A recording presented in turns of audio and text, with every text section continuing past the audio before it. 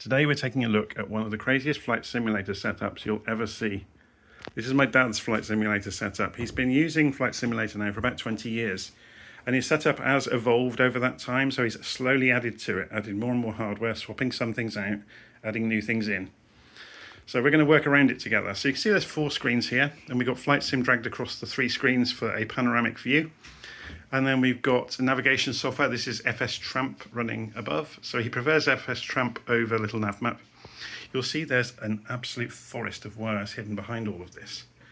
But when I say behind this, it's a custom desk that he built. So he used to do carpentry.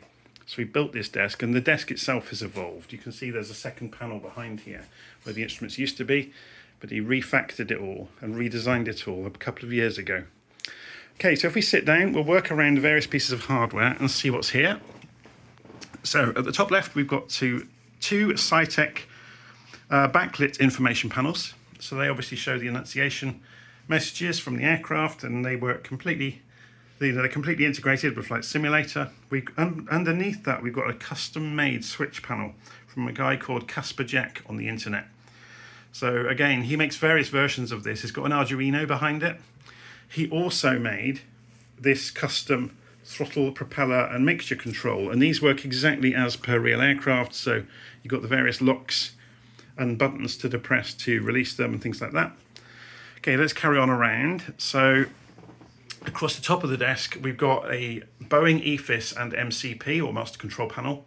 So again, this is all physical controls that work, and they integrate nicely with the simulator. This isn't switched on at the moment, but you can see there it is. We've got 6 SciTech flight information panels. These are all completely configurable, so you can just press the buttons to switch through the modes, and you can configure them through software to have different display modes and different layouts and different different designs on the screens, to be honest. On the right hand side, we've got SciTech radios. So again, these can obviously be configured to show the nav, com, ADF, DME, or whatever you want to do.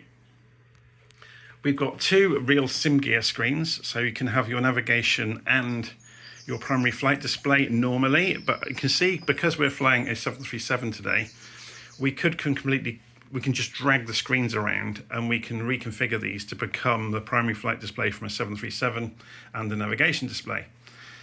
In between, we've got the physical audio panel as well. So lower down here, we've got a Stream Deck Plus, which obviously the Stream Deck can be configured to do whatever you want it to do too.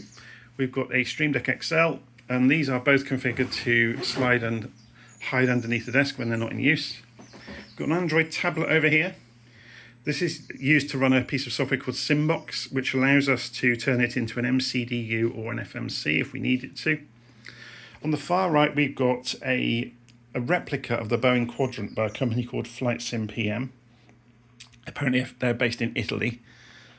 So you can see, looking around it, it's an absolute replica in every way of the real Boeing 737 Quadrant. So you get that, a bit more accuracy in terms of the way switches work and things like that. But obviously, just above it, you can see here, there's a GoFlight LGT2, which allows you, if you're just flying GA, you can use this instead, and you've got your gear and flaps and so on and so forth. Underneath the desk, we've got some pedals. These are MGF pedals. They are made of metal. Excuse my bare feet. We're going down the beach in a moment. So you can see that everything's very heavily made. It's none of this is flimsy stuff. So driving all of this, we've got an i9 PC, an i9 processor running an NVIDIA 2080 Ti graphics card. And then, like I said earlier, a forest of USB cables behind the desk, connecting everything.